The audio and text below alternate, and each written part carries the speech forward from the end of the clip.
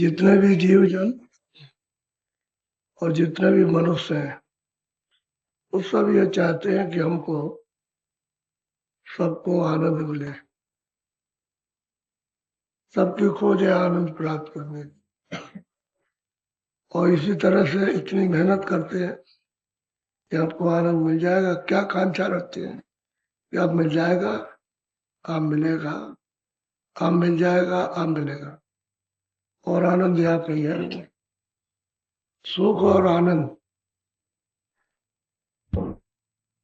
और शांति चाहते हैं तो यहाँ तो सही। जो चीज इस संसार में नहीं है वो आपको कैसे मिल जाएगी। तो मनुष्य शरीर अनमोल है। एक किराए का मकान है, थोड़े दिन के लिए उसने दिया और जैसे ही पूरा होगा मकान अपना लेगा, आपको निकाल बाहर कर देगा। ये सब सामान सब पड़ा रहेगा, कोई भी आपके साथ जाने वाला नहीं है। और आपको आनंद मिला नहीं, सुख मिला नहीं, शांति मिला नहीं। कुछ और ढूंढ रहे हो कि हमको बच्चों से मिल जाए, हमको धन से मिल जाए, हमको खाने से मिले, हमको देखने से मिल जाए, हमको सुनने से मिल जाए, सब आनंद की खोज में। और आनंद इधर रखा हुआ, ये दोनों आंखों के ऊपर, ये आनंद का कुआं है, स्रोत है। यहाँ मुड़ के आओगे तो आनंद मिलेगा, ये क्षणिक है। और इधर आओगे तो आपको अस्थायी मिलेगा। तो इधर किसी को मालूम है नहीं, कोई जानता है मनुष्य मंदिर में कोई मालिक के, उस प्रभु के पाने का, यानी खुदा के पास पहुंचने का कोई रास्ता है, वो किसी को मालूम।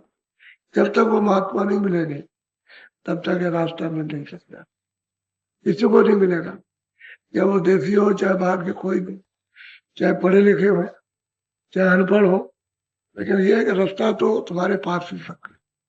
तुम्हारे पास आंख है, दो आंखें बाहर,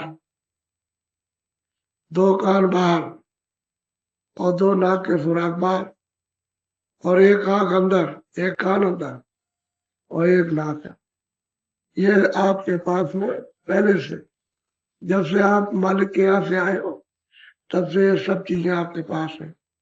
लेकिन यहाँ आकर के पर्दे में आ गए तो आपकी आंख बंद हो गई, कान बंद हो गए, नाक बंद हो गई, और आप यहाँ ढूंढते हो कि हमको यहाँ अच्छी चीज देखने को, अच्छी चीज सुनने को, अच्छी चीज सुनने को मिल जाए। तो इस जगत में तो है नहीं, ये तो पर्दा है, ये खोल है बाहर का। जब समय पूरा होगा तो ये जीवात्मा से निकाल दी जाएगी, और जब निकाल दी जाएगी तो ये खोल पड़ा रहेगा। ये छाया है, ये जो देखते हो ये उसकी छाया है। अब इसके लिए रोते हैं लोग, अफसोस करते हैं, चिंता करते हैं कि हमारा मित्र था, हमारा दोस्त था, हमारा संबंधी था, बच्चा था, पति थी, पत्नी थी, अब उसके लिए रोते। लेकिन ये छाया फिर आपको मिलेगी नहीं। तो मनुष्य रूपी मंदिर में जीवात्मा बैठी है और आंखों के ऊपर, दोनों आंखों के मध्य में, और दरवाजे पे बैठी है। इस शरीर में कहीं नहीं, इसके ऊपर बैठी हुई है, लेकिन उसका प्रकाश सारे शरीर में संचार करता है। तो शरीर चलता फिरता, बोलता, दिखता। और जब उसका प्रस्ताव का सिमटा होता है तो ये हाथ पैर जवाब दे जाते हैं। ये चलते नहीं है, ये हाथ हिलेंगे नहीं, ये सब चीजें जवाब देती जाएंगी आपके पास। तो जब तक उसका संचार है तब तक, जब समय पूरा होता है तो खिंचाव हो जाता है, तो सिमटा हो जाए तो सूरत ऊपर चली जाती, शरीर खोल है पड़ा रहता है। तो आप किस लिए आए थे? मालिक को प्राप्त करने के लिए। तो क्यों भूल गए कि बहुत दिन हो गए, आपको इसमें लगा दिया कि अच्छा है, बुरा है, पाप है, पुण्य है। इसमें आप करने लगे काम, इसमें आप गंदे हो गए। जब गंदगी जमा हो गई तो हृदय में ये सब गंदगी जमा हो गई तो जीवात्मा बंद हो गई। अब अंधेरा दिखाई देता है, अंधकार। आंख बंद करो तो बिल्कुल अंधकार है, लेकिन ये सफाई हो जाए तो अंदर की आंख बरोबर खुल जाएगी। उसी को तीसरी आंख कहते हैं, उसी को शिवलित कहते हैं, उसी को दिव्य दृष्टि कहते हैं, उसी को थर्ड आई कहते हैं। नेत्र तुम्हारे पास है तो दो आंखें शरीर की, एक आंख जीवात्मा की, तो अब उसका पता नहीं है। अब महात्मा मिले तो उसकी जानकारी आपको दें और ये कहेंगे भाई ऐसा करो, ये मन बुद्धि चित्त को इसकी सफाई करो। यहाँ बैठे हुए हृदय है, ये दिल है, ये सूरत का हार्ट है जहाँ बैठी हुई, तो इसकी सफाई कर लो तो प्रकाश हो जाएगा, रोशनी हो जाएगी, उजाला हो जाएगा। जब उजाला होगा, लाइट होगी, तो उसमें आपको दिखाई देगा, तब आपको आनंद मिलेगा। और ऊपर से आ रहा सब आवाज आ रही, नाम आ रहा, जब नाम सुनोगे तो अमृत पीने को मिलेगा। वो तो अमृत तो सबसे मीठा है, इतनी तो कोई चीज मीठी है नहीं। कुछ भी खाओ या कुछ भी देखो, इतना मीठा नहीं है जितना कि अमृत मीठा। और ऊपर जाओगे तो अमृत ही अमृत, क्योंकि जीवात्माएं तो अमृत पीती हैं तो अमर हो जाती है, जन्म मरण से उनका छुटकारा हो जाता है। तो एक किराए का मकान प्रभु को पाने के लिए आपको दिया गया, कि इसी में दरवाजा है, ये मनुष्य मंदिर है, ये जिस्मानी मस्जिद है, ये उसकी बाडी है, अरे उसका चर्च है, तो आप इसमें तो उसका दीदार दर्शन उसका करते नहीं हो, और इधर बाहर जाते हो। किसी मंदिर में जाओगे, किसी मस्जिद में, और किसी आप चर्च में जाओगे, कहोगे हाँ ईसा मसीह रहते थे, हाँ इसमें खुदा बैठे थे, इसमें भगवान, अरे ये उसने बनाया, इसी में वो बैठा हुआ। इधर दरवाजा खोलो तो आप उसका दर्शन करो, तब दर्शन होगा। आंख नहीं जब तक खुलती है तब तक दर्शन। तो सब महात्माओं ने असल में चीजें हैं कि महापुरुषों की वाणियां हम लोग नहीं समझ पाते, जो भारतवर्ष में रहते हैं। बाहर के लोग तो जानते ही नहीं साधना को, उनको ये पता ही नहीं कि साधन किसको कहते हैं। ऊपर भी कोई लोग हैं, तो ये तो मतलब मृत लोग है, इसके ऊपर में स्वर्ग में कोई वो बहिष्ठ है। आप ऊपर जाओगे तो ऊपर तो बहुत अच्छी रचना है, उसके ऊपर जाओ तो और सुंदर रचना। तो वहां जन्म मरण इस तरह का तो होता नहीं, जैसे अभी मर गए, जलाए गए, आपको बीमारी हो गई, रोग हो गया, आप रो रहे हो, चिल्ला रहे हो, कपड़े पहन रहे हो, खेती कर रहे हो, दुकान, ये तो वहां काम है नहीं, वो तो लोग है, दिव्य लोग। तो उनमें जाओ तो मतलब ये क्या आराम मिले आपको। लेकिन मृतलोक में तो कोई आराम नहीं, यहाँ रहते हो क्या आराम, कुछ आराम नहीं। क्या ढूंढ रहे हो यहाँ, सब जगह चारों तरफ घूमते हो तो क्या ढूंढते हो, अच्छी चीज मिल जाए, अच्छी उसके देखने से आनंद मिल जाएगा। असली चीज छुपी हुई है आनंद की, देखो या आप खाओ, या आप सुनो, या आप रखो उसको, लेकिन सब में से आनंद ढूंढते हो कि आनंद मिले यार, आनंद यहाँ है नहीं। इसलिए आप अंत में जब शरीर ये पुराना हो जाता है, उम्र जब ढल जाती है, तो फिर आदमी निराश हो जाता है कि हमने तो बहुत कुछ खोजा, हमको तो कुछ मिला नहीं और हमको आनंद मिला नहीं, तो हमारा तो जीवन व्यर्थ चला। फिर आप कुछ नहीं कर सकते। जवानी में तो सब कुछ कर सकते, लेकिन जब वृद्धाई अवस्था आएगी, बुढ़ापा, ओल्ड एज होगी, तो आप कुछ नहीं कर सकते। तो ये हाथ पैर सब आपके चल जाएंगे। साधन भजन जो है वो जवानी में होता है, जिन लोगों ने भी किया वो जवानी में किया। वृद्धाई में तो कृपा के ऊपर पार हुए, दया से पार हो गए, उनकी मेहर हो गई तो पार हो गए। लेकिन वैसे ज्यादातर तादाद में सभी महात्माओं ने अपने जीवन में जवानी में साधन किया और जवानी में उसको प्राप्त किया। तो कहने का ही मतलब मेरा सुनो,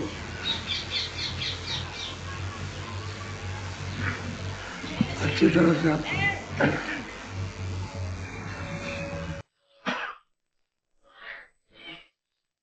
गुरु कायगम रूप में देखा, सत्य गुरु सत्य नाम सम पे। कहते हैं भाई, हमने सेवक जो साधना करता है वो प्रेमी कहता है कि हमने गुरु का जो आगम रूप है, यानी दिव्य रूप, उसको मैंने अपनी दिव्य आंख से देखा, ज्ञान चक्षु से, तीसरी आंख से हमने देखा। और सूरत वालों शरीर में जो साधन करती है, कहते हैं भाई हमने गुरु का रूप अगम देखा, ऐसा रूप यहाँ नहीं है, ये तो मानव रूप है, वहां तो कोई शरीर तो है नहीं वहां, तो ये मैंने दिव्य रूप में मैंने देखा उसको। अब वो कहती है कि मैंने देखा, तो कहते किसने दिखाया, कह रहे तो गुरु गुरु की कृपा हो गई, गुरु ने दिखाया। वैसे तो मैं देख नहीं सकती थी, लेकिन उनकी दया और प्यार हो गई, तो उन्होंने मुझको वो अपना अगम रूप दिखाया। जिसके लिए वो यहाँ आते हैं, वो दिखाया उसको। बोलो। बल सतगुरु अब काल पछाड़ा, कर्म काट सतगुरु पद। अब वो सूरत कहती है कि भाई मुझको किसका बल मिला? सतगुरु। तो कुछ भी पाप पुण्य थे हमारे पास में जो जमा थे, उनको हमने धो डाला। किसमें धोया? नाम की धार में, शब्द की धार में धोया। जब अनहद वाणी सुनने लगे तो सफाई होती है तन की, मन की, बुद्धि की और चित्त की, अंतःकरण की सफाई होती है। उसी अनहद ध्वनि को सुनकर के तुरंत की सफाई होती है। उसी अनहद सुनकर के पूरा का पूरा हृदय आपका निर्मल पवित्र हो जाता, स्वच्छ हो जाता। कहते हैं भाई मैंने कर्मों को कैसे धोया? गुरु के बल से, गुरु की कृपा से। क्यों? कि उन्होंने नाम के साथ जोड़ दिया, शब्द के साथ में जोड़ दिया सूरत को, तो मैंने साफ धो डाला। अब वो तो मोया है, ये गंदगी पर साबुन कपड़े पर लगा दो तो सब मैल कट करके और पानी में डालो तो धुल जाए। ऐसे तो कह रहे मैंने मोया लगाया इनका नाम का, किसके बल से? गुरु के बल से। उन्होंने नाम भेज दिया और सूरत को नाम से जोड़ा। और धोया कैसे जाएगा? और जो अमृत आ रहा नाम में, उससे कहते हैं सब कर्मों को धो डाला, स्वच्छ और साफ। आप जब साफ हो जाएगी तब उसको हृदय में गुरु का आगम रूप देखने को मिलेगा। कौन सा? जो सतगुरु सतलोक में विराजमान है, उनका वो यहाँ देखेगी रूप, कि कैसा रूप है उनका आदमी, वो देखने को मिलता है। जब तक आंख नहीं खुलेगी तब तक वो आगम रूप देखने को नहीं मिलेगा। बोलो। सत सहस कमल कासा सुधारा, ज्योति रूप का दीपक। कहते हैं भाई सैदल कमल। जब अनहद वाणी आने लगा और हमने उस आवाज को, घंटा और शंख की आवाज पकड़ा, तो वहां गई तो कहते हैं कि मैंने संभाला कि इसकी आरती किस तरह से होगी। उस ज्योतिष स्वरूप की, नाम तो उनका निरंजन है, स्थान उनका सैदल कमल और रूप उनका ज्योतिष, आवाज उनकी घंटा शंख। तो कहते हैं कि तभी तो उसको देखने को और आरती करने को उसको समय मिलेगा।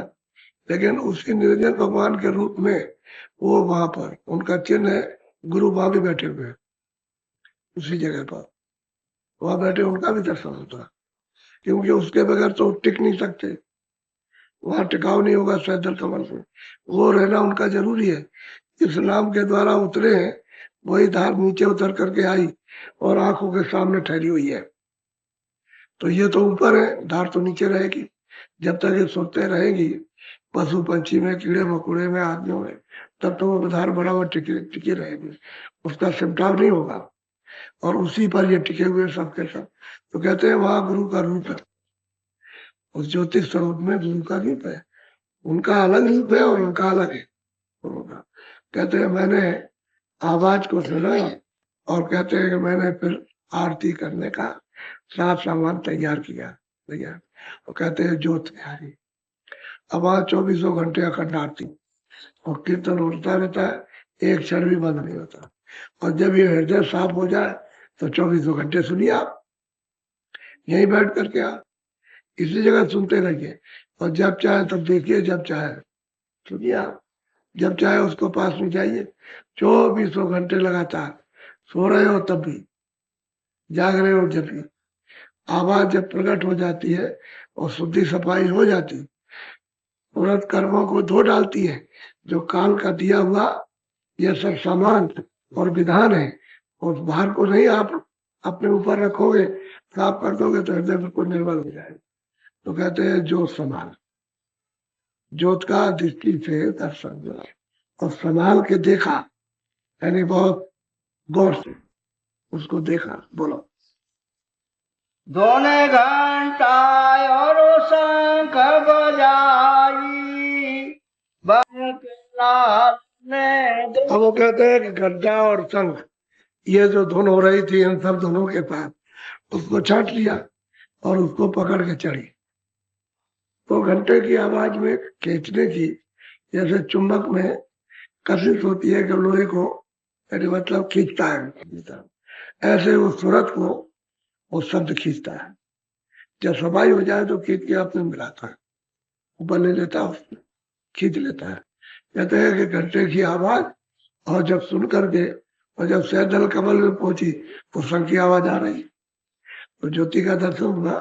तो 3 लोक के मालिक हैं, मुसलमान इन्हीं को खुदा कहते हैं, अपने हिंदू इनको ईश्वर कहते हैं, और ईसाइयों की किताब में यही घाट है। वैसे घाट का दर्शन इनमें से कोई कर नहीं सकता, अब वो तो बहुत दूर रह गया, दूर हो गया, अब नहीं होगा, वो उस रास्ता छूट गया। रास्ते पर जब जाओगे तब तो होगा, तो महात्मा मिलेंगे उनके पास जाना पड़ेगा, और महात्मा मिलेंगे तभी काम होगा, उसके पहले हो नहीं सकता। तो घंटे और सही इन दोनों की आवाज को पकड़ के जब दर्शन हुआ 3 लोग के मालिक का, वो फ्लोट ऊपर चली गई, ऊपर खिंचाव हो गया। बोलो। दृष्टि समारठ मन हुलसाना, गगन मंडल सुन गरज पिता। कहते हैं कि भाई दृष्टि को बहुत एकाग्र किया, एक जगह दृष्टि टिक गई, यानी ऐसे नहीं हिलती है दृष्टि इस तरह, और वैसे सामने टिक गई, एकाग्र हो गई। क्या दृष्टि को संभाला, एक जगह दृष्टि को टिका दिया और ऊपर की तरफ में चढ़ी, तो दोनों काम करती है, प्रकाश भी देखती है, रचना भी देखती है, और ऊपर से जो गरज बढ़ी है, ऊपर से जो स्थान से गरज आ रही, तो मंडल गरज रहा, बड़ा घोरम घोर गर्जन हो रही है। यानी ऐसी गर्जन यहाँ तो कुछ है नहीं, बहुत गर्जन हो गई वहां से। तो कहते हैं उसको सुना, तो उस गर्जन को सुनकर के मन बहुत प्रसन्न होता है, बहुत खुश होता है। जब वो आवाज आती है तो आवाज तो उनकी सैदल कमल में आने लगता है, गर्जन की आवाज, और इसका स्थान सैदल कमल में, वही इसका भंडार है। तो भंडार के जब लय होने के पहले ये गर्जन को सुनता है, और जब उसमें पहुंच गया भंडार में, बहुत खुश होता है उस आवाज को सुनकर के आती प्रसाद। और जब सूरत ऊपर से लौटेगी तो उसी भंडार से फिर इसमें मिल जाएगा, कि वो इसी में से अभी नहीं रुकेगा, जाएगा आएगा, जैसे सूरत ऊपर जाएगा नीचे आएंगे, ऐसे ही मन इसी तरह से अपने भंडार से बुद्धि, इसी तरह से चित्त, इसी तरह से अहंकार, सब उसमें जाएंगे और अपने में आ जाएंगे लौट कर। जब सूरत लौटेगी तो फौरन इसके साथ में लग जाए। तो कहते हैं मन बहुत प्रसन्न हुआ, उस आवाज को सुनकर गदगद हो गया। कैसी आवाज हमको सुनने को पाए, क्योंकि सारा मंडल गरजता है, पूरा ब्रह्मांड ही पूरा गरज रहा। बोलो। देखी रूप सूरज पर काता, मिटाया अंधेरा जल। कहते भाई उनका हमने रूप देखा, तो रूप कैसा है, क्या सूरज रूप है, यानी सूरज का रूप कैसे होता है, लाल। जब सुबह सुबह देखो आप, तो आप देखोगे कि लाल, तो ये तो कुछ लाल नहीं, इतनी लाली तो सूरज की बदल जाएगी, लेकिन वो लाल ही रहता है। कहते हैं कि मैंने जब देखा उस प्रकाश को, लाल सूर्य के प्रकाश को और लाल सूरज को, तो अंधेरा खत्म। अब ये अंधेरा इधर 3 लोग का नहीं है, ये सूरज 3 लोग से ऊपर हो गई, क्योंकि 3 लोग का उच्चर लोग और स्वर्ग वैकुंठ और मृत लोग, ये 3 लोगों में आता है। तो सैदल कमल कहते यहाँ के 3 लोगों के मालिक, सैदल कमल में निर्जन भगवान और ऊपर विक्रम बैठे हुए। तो कहते हैं कि मैंने उसको देखा अपनी आंख से, उस रूप को, तो कहते हैं लाल है, लाल। तो कहते हैं अंधेरा चला गया, अब अंधेरा नहीं, और पूरा मंडल गरज रहा है, पूरा का पूरा, इतनी मधुर, इतनी मीठी, इतनी आनंद है, ऐसे चुभने वाली, चिपकने वाली आवाज, इतना प्रफुल्लित करने वाली उसकी आवाज है, इतना जोर से गरजता है। और उसी में से मृदंग बज रहा, मृदंग हर वक्त बजता है। ऐसा मृदंग होना कि यहाँ तो ऐसा मृदंग कोई बजाना जानता नहीं, बजाना है नहीं बजा, न ऐसे बादल गरजते। अब वो सूरत देख रही है कि मैंने गुरु का अगर रूप मैंने देखा, तो यही चर कमलों में यह देख लेती है कि शीशा जो दर्पण है उसमें, उसी को आत्म दर्शन कहते हैं। लोगों ने पहले, योगियों ने आत्म दर्शन कहा, और संत उसको चरण कमल कहते हैं। तो दर्पण है, उसमें देखते हैं ऐसे, तो नीचे का सब दिखाई देता है नीचे उस शीशे में, और अपना वास्तविक चेहरा सूरत का है वो उसी दर्पण में दिखाई देता है। तब पता चलता है कि गुरु का किस प्रकार का काम होता है। तो कहते हैं अरे भाई मैंने दरवाजे पे देखा, आँख खुली, प्रकाश हुआ, उजाला, दृष्टि खुली तो मैंने उसको देखा। अब चल रही है आगे, अब चलेगी आगे की तरफ, तो बढ़ रही है। तो जब त्रिकुटी में निकट में पहुंची तो घर समझा। कहते हैं जब हमने दर्शन किया उनका तो लाल सूर्य है और नाम उनका ओम है, आवाज उनकी बादलों की तरह, और मैं रहने का स्थान त्रिकुटी है। यह है ओम का पद, इसी को ब्रह्म कहते हैं। नीचे ये निरंजन का स्थान है, सहजल कमल, इनको ईश्वर कहते हैं, इनको खुदा कहते हैं काट के। वह उनकी भाषा में है, वैसे ईश्वर कहते हैं। नाम इनका निरंजन है, ज्योतिष स्वरूप है। आपके सब पुस्तकों में आया हुआ, जो नीचे की पुस्तकें हैं जिसमें है उसमें जिक्र दिया है, लेकिन उस ज्योति का जिक्र नहीं दिया। जो नीचे 4 ज्योति और है उसका जिक्र दिया हुआ, उनका जिक्र नहीं आया वेदों में।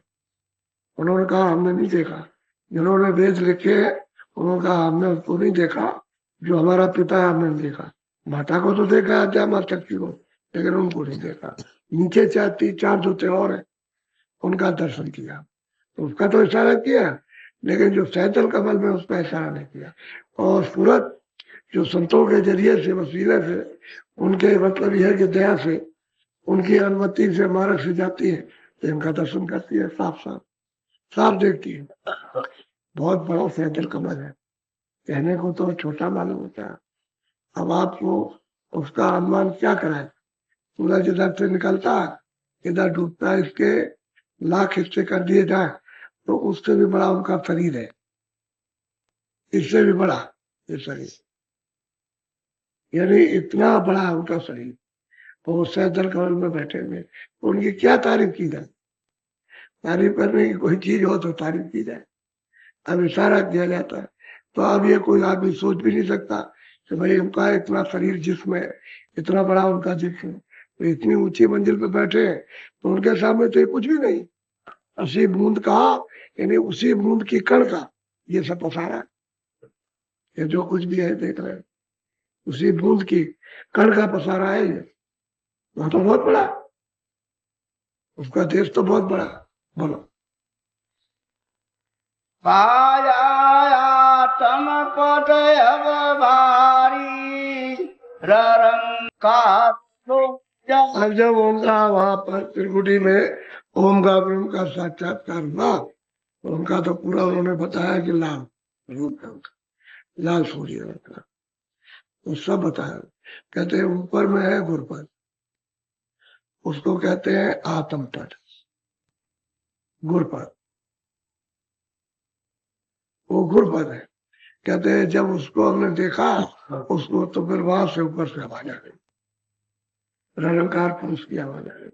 रामायण में ये सब लिखा, लेकिन किसी रामायण वाले से पूछा जाए जो पढ़ता सुनाता है कि तुम बताओ ये, तो वो नहीं लिखा, वो नहीं समझ, क्योंकि ये तो संतों की वाणी है। रामायण जो लिखी है ऊपर का लिखा, ये संतों की वाणी है, उनकी वाणी पढ़ने लिखने वाले अपना मनोरंजन के लिए सबको जिहाद सुना दे, लेकिन वो बता नहीं सकते ये कहाँ पर है, उसको नहीं मालूम। तो निरंकार वो कहते हैं सो बसो इति अखंडा जीव सुखासु परम प्रचंडा आत्म अनुभव सुस्त प्रकाशा तब भूल वेद ब्रह्मनाशा। कहते वो उन्होंने भंवर को पाका, उसी रामायण में जिक्र किया, लेकिन वो मतलब ये लोग नहीं जानते। और ये 10वें द्वार का जिक्र है रण का।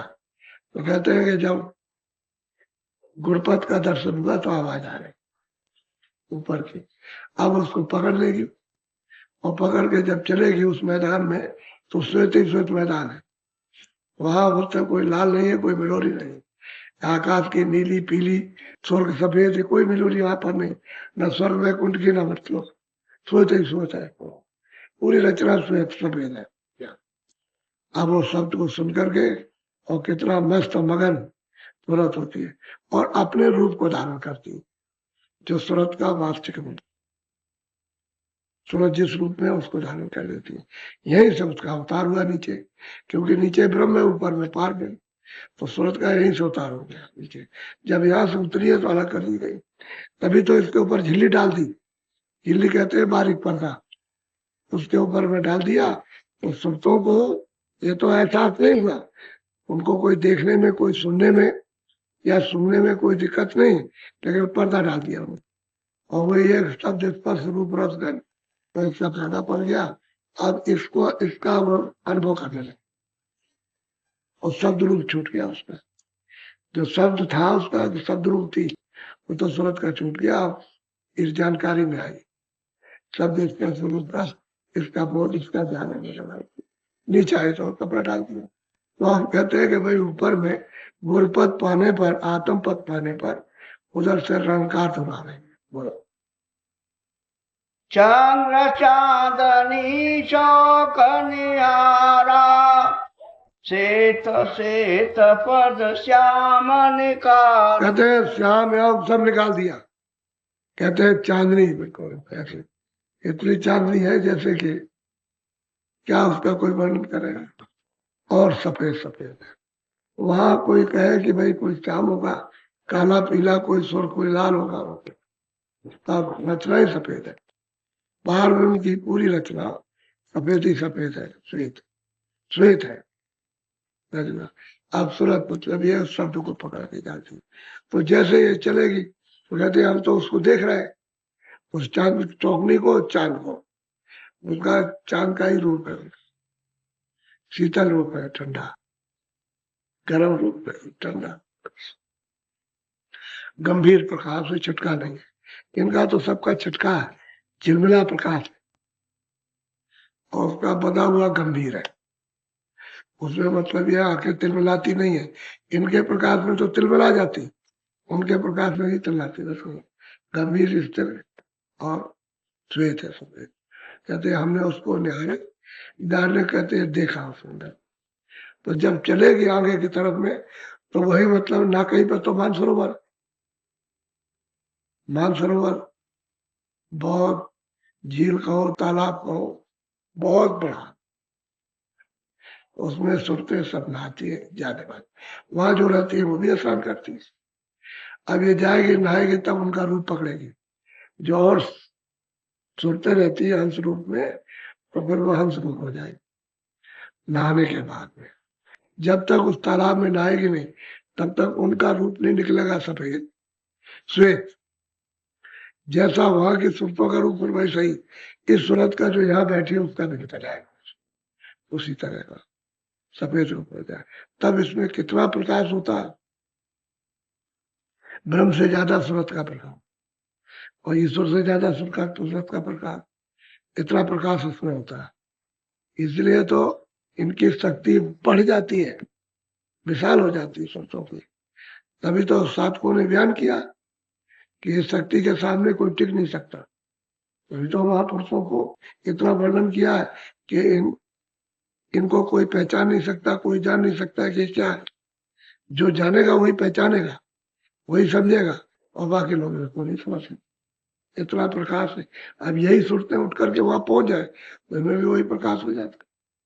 अब वहां से उतर के आई है तो हम उतरती चली आई, प्रकाश कम होता है, सुरतों का प्रकाश कम हो गया, क्योंकि धार छूट गई, शब्द की जब धार छूट गई तो प्रकाश कम हो गया। नीचे आ गई तो वह धार से अलग हो गई, तो इनका प्रकाश छोटा सा, थोड़ा सा रह गया, वो भी पर्दों में मिल गया तो क्षीण हो गया। अब ये निमल हो गई, अब अगर ये धुलाई हो जाए तो इनको ताकत मिल जाए, साफ हो जाएंगे तो शब्द को जल्दी से ये पकड़ेंगे, तो शब्द के धार के साथ फौरन ताकत आएगी, शक्ति आएगी, और रुक नहीं सकती, तभी मन पर छा जाते। फिर मन बुद्धि चित्त कुछ कर नहीं पाते। जब इसका अधिकार हो जाएगा तो मन बुद्धि चित्त इसके बद में रहेंगे, और जब ये कमजोर है तो मन और बुद्धि और चित्त को घसीटे फिरते। तो वहां जब गई तो स्नान किया, दर्शन तो दूर से हुआ, चांदनी चौक का दर्शन तो पहले हुआ, और जैसे ही प्रवेश हुई तो नाके पर तो फौरन मानसरोवर स्नान किया, तब फिर बोलो। एकट कसुरति लगी वही द्वारे, हंस जूठ बहु लगे पिया। कहते हैं एक टक होकर के दृष्टि देखते हो दरवाजे पर, और जूत के जूत, झुंड के झुंड, बेशुमार। तुम वहां अगर लाखों वर्षों तक, करोड़ों वर्षों तक उनको गिनते रहो तो नहीं गिन सकते। इतने जूत, इतने झुंड है। जूत कहते हैं झुंड के झुंड। तो एक टक होकर के उनके उस रूप को निहारती है, देखती कि उनमें कला छटा, उनमें कौशलता किस तरह की रचना करने की समय। तो अचंभित रहते हैं। अच्छा, क्योंकि वो तो बहुत दिनों के बाद जा रही, उधर से आई है जब से, तब से तो उधर गई नहीं। तो गुरु ने ऐसी कृपा और दया की कि घाट पर बैठा करके और धीरे धीरे उसको निकाल के ले गए। सब जगह से लिए जा रहे हैं। अब उसको काल का क्या डर है? जब अपना रूप धारण कर लिया तो काल की हद से परे निकल गए। अब ये भव सागर का पुल पार हो गई, अब इस पे नहीं आ सकते। जन्म मरण में इसमें नहीं आएंगे। बोलिए। सतगुरु पूरे लीलाधारी, आरत कर मन विवसावा। कहते हैं भाई वो सदगुरु है वहां पूरे, तो वो कहते हैं कि पूरे रूप उनका तरसता दिखाई, क्योंकि वो पिया पद है। ये गुरुपद है तो गुटी में, वहां पिया पद 10वें द्वार में, और सदगुरु पद है सच, सच्चा जो वास्तविक उनका विस्तार का जो रूप है वो तो सतलोक में देखने को मिलता है। लेकिन यह है कि उनका जो रूप है छोटा सा, जिसके द्वारा देख करके आगे चले गए, वो पिया पद में है। और अपने आरती देख के अब बल लेकर अब इस स्थान पर रचना में तुरंत आगे चले पीछे, तो गुरु महाराज अगर न चले, आने जाने वाले, तो ये जा नहीं सकते, यही रुके रहे, आगे नहीं जाए। इतना मतलब ये महा आनंद स्थान है, उसी में फंस जाएंगे, नहीं जा सकते। वो जब मिल जाते हैं कि उसका उनसे प्रेम किया यहाँ, तो जब प्रेमी मिल जाएगा तो आगे चले जाएंगे। हमारे साथी तो ये है जो हमको यहाँ तक ले आए, चलो आगे चलेंगे। अच्छा, उनका रूप और तेज है, उनका प्रकाश और रूप और मतलब ये और भी तेज, तो फिर सूरत उसी को देखने लगती है। ये रूप उसके सामने वहां का फीका हो जाता तो आगे चल देती, तब छोड़ती है। जब तक रूप का दर्शन गुरु का नहीं करेगी तो आगे उसको छोड़ नहीं सकती। अब वो कहते हैं कि हमने उनको देखा, वो उसको भी देखा 10वें द्वार में पारबन को, उसका भी दर्शन किया, उसकी आवाज को सुना, वहां मानसरोवर में स्नान किया, जूथों में मिल गई, वहां के अद्भुत रूपों को देखा और खुश उस रूप की हो गई। ऐसी चढ़ाई होती है। तो धीरे धीरे धीरे धीरे धीरे धीरे ऊपर चढ़ती। अब इसमें लोग बैठे हैं और भी सत्संगी है, तो सबकी साधना एक थोड़ी हो जाती। कुछ चल रहे हैं, कुछ आगे बढ़ रहे हैं, कुछ और बढ़ रहे हैं, कुछ ऐसे बढ़ रहे हैं, सबका अलग अलग। तो कहोगे एक ही साथ बैठ गए ऐसे चले जाएंगे, ऐसे नहीं, अलग अलग। कुछ कोई देख रहा, कोई कोई चीज सुन रहा, कोई बढ़ रहा, समझ गए। और फिर यह है किसी को कहोगे दरवाजे पर बैठ करके तुम भजन करो, ध्यान करो, तो कोई नीचे उतरा, नीचे भाग आया कि हम हमसे नहीं बैठा जाए, तो सब तरह के लोग हैं। लेकिन धीरे धीरे लगे रहोगे, लगे रहोगे, लगे रहोगे, और बात वचन पकड़ते रहोगे, और उसका ध्यान और उस अमल जब करते रहोगे तो दरवाजे बैठ जाए, तो दरवाजे पर कोई काम नहीं लगता। इस तरह से सुनते जाती है। तो इनको बैठा लिया, अब वो चिल्ला रही कि गुरु की क्या कृपा हुई, वो दया हो गई कि उन्हीं की दया से सब देखने को मिल रहा। और जब ये पहुंच जाएगी आगे, ये महाकाल पद में पहुंचेगी, वहां फिर सतलोक में पहुंचेगी, सब वर्णन करेगी कि मैंने ये देखा, ये देखा।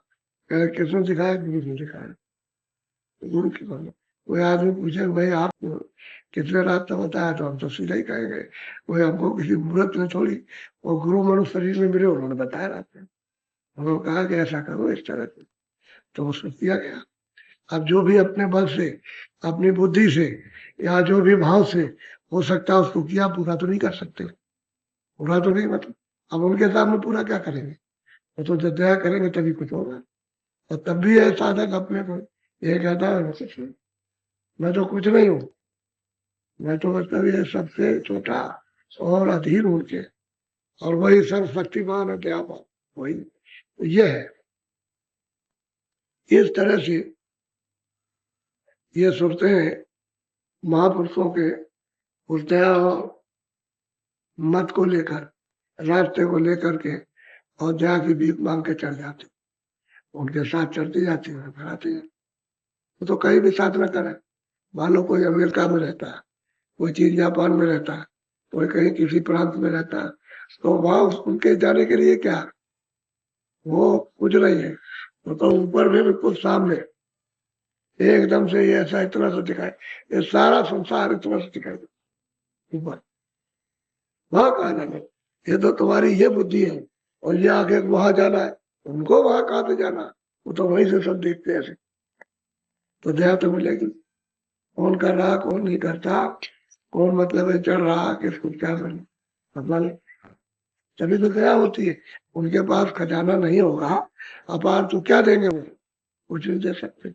इसलिए अपने को जितना बताया, जितनी क्षमता उतना करना चाहिए, जितनी अपनी स्वयं शक्ति है, अपनी बुद्धि काम करती है, अपना मन काम करता है, लगे रहना चाहिए, लगे लगे लगे लगे, फिर मतलब ये ठीक से आ जाओगे, और फिर करने लगो। ऐसे सबने किया, तभी तो पुकारते हैं, तभी चिल्लाते हैं कि दया करो, मेहर करो, हम पापी है, हम अधम है, हम इंद्रियों के विकारों में फंसे हैं, आपकी कृपा हो जाएगी। तो दोनों तरफ चिल्लाते हैं कि जो फंसे रहे वो जब निकले तो वो भी चिल्लाया, ये भी चिल्लाया, ये भी कहा कि मैं इस तरह से फंसा रहा, मुझको गुरु ने निकाला, तो गुरु ने पहुंचाया। तो भाई घाट है, घट का अंतर घाट है, दोनों आंखों के ऊपर में सुरत्मा बैठे, इसी घाट से चलना है, यहीं से डोरी को पकड़, वो शब्द की डोरी है, यहीं बैठना सीख जाओ तो मतलब यहीं से आँख खुलेगी, यहीं से कान, यहीं से नाक खुलेगी, तो वो तो ऊपर सूंघने को मिलेगा, वहां तो सुगंधी है, भरपूर सुगंधी है उधर, यहाँ तो सुगंधी कुछ भी नहीं है। तो नाक रहेगी तभी तो सूखेगी, आंख रहेगी तो देखेगी, कान रहेगा तो सुनेगी, ये तीनों चीजें उसी में है, बाकी और कुछ नहीं, बाकी फूल है, बाकी जितना भी है सब फूल है, और खोल सूरज काल तक जाएगा तो वहां स्वच्छ साफ हो जाती है, शब्द रूप हो जाती है, तब उसकी महिमा तब जानने को मिलती है, जब पिया पद को प्राप्त करती है तब समझ, कितनी बड़ी महिमा, यह अकथ कहानी है, कोई कह नहीं सकता। आप समझा, तब वो पूर्ण रूप से सिद्धा होती है, तब वो मतलब यह है कि एकदम से निछावर हो जाए, जब तक अगर घेरे में रहे तब तो उसको शंका रहेगी, किसी मंडल में भी जाएगी तो शंका रहेगी, क्योंकि पर्दा है, शंका रहेगी, जब निशंका हो जाएगी तब पता चलता। ऐसी कमाई करते चलो, सत्संग सुनते चलो, लगते चलो, हमारे बैठते चलो, करते चलो, अपना इश्क, जो इश्क है उसको बढ़ाते चलो, जितना इश्क बढ़ जाएगा उतना इश्क करोगे तो मतलब यह है कि उसी के पास पहुंचोगे जिसके लिए आपने ये उठाया, ये लगन उठाई है आपने, ग्रह उठी है, तो उससे इश्क कर लो। नहीं मिलता है, पहले तो मिलता था, अब उससे बिछुड़ गए तो तुम इश्क करो, मिल जाएगा। अब यही इसी को लगा देते, तभी तो लोग सातल भजन करने लगते, और नियम से कर, तो यहीं से चलने की तैयारी करो, बाकी सब और अंधकार बखे, और सब बखे, बस।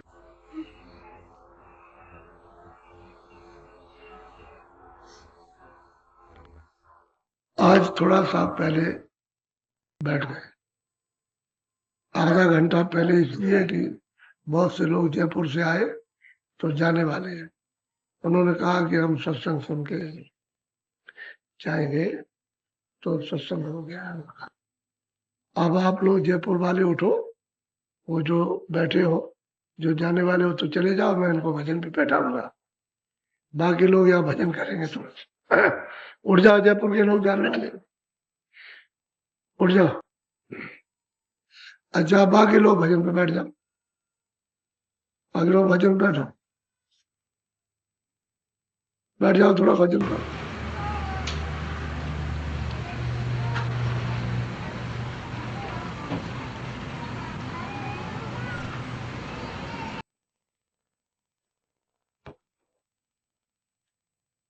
धीरे से निकल जाओ, जो जाने वाले हो निकल जाओ तुम।